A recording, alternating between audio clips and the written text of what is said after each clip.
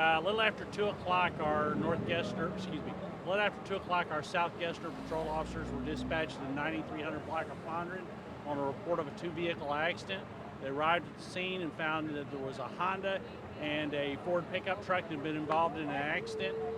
We had the male driver of the pickup. He's been transported. He's in stable condition. The male driver of the Honda was also transported in stable condition. There was an adult female trapped in the car here on the tree behind me. She was extricated by the fire department. She's been transported to the hospital.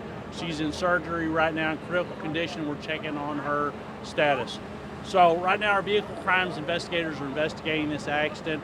What we have right now is it appears that both the Honda and the Ford were southbound on Fondren.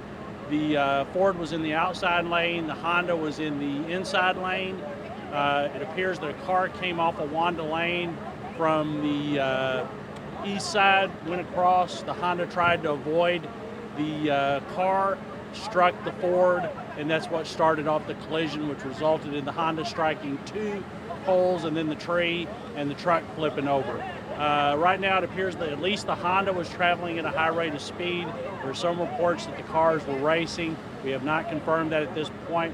We're trying to get surveillance video, but unfortunately the power was knocked out to the whole area, so all these convenience stores here do have cameras, but they can't access them because we don't have power right now. So right now we're finishing up the on-scene investigation. Hopefully Centerpoint will get the power up here in the next couple hours, and we'll try to get video, get a better picture of what happened. Lieutenant, you said the woman was extricated. Was she on that side or on this side? Because I see the car split. Okay, yeah, the part against the tree is actually the body. That part out there is like the engine compartment. So it struck the tree and basically was split in half. I mean, when you see damage like this, how fast could they have been going? I mean, just to have the impact knock down two poles, continue into the tree and split it in half, that makes you think they're doing 70, 80, 90 miles an hour. But our vehicle crimes investigators are working all that out. There's skid marks and other evidence that they can figure out at an approximate speed. One witness told me that possibly the two drivers were arguing with each other. Have you guys? I don't know. I didn't hear that. I know that everybody was pretty stunned after the accident, so what took place, I'm not sure. Was the woman talking? Not to my knowledge. For the truck to land so far away from the car, what does that tell you? Well, more movements, more speed. In order for inertia to move a car, you got to have a lot of speed to keep it going. So that tells me that, there was a lot of speed involved in this accident. No medical examiner's office to wait for. How long do you expect it to take? I expect us to be done with the accident investigation in the next hour and a half. Then I expect Centerpoint and I believe the cable companies out here also, they're going to have to replace a couple of poles.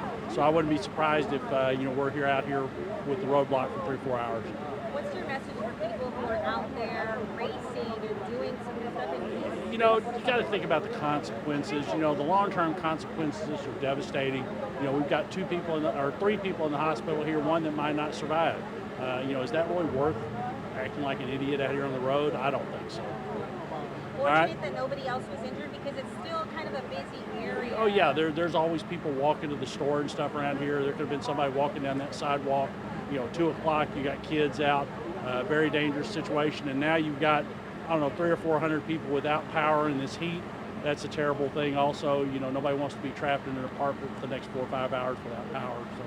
Lieutenant, what's the speed here on I don't know. I would suspect 35, 40, but I'm not sure.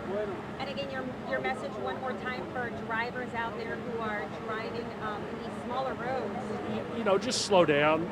It's better to just get there a little later. The faster you go, the more often you're going to have an accident. When you do, slow speed accident, you get a little crumpled fender. Slow speed accident, you get a little crumpled fender or something. Here you've got just devastating impact. So, all right. Thanks, guys. Thank you.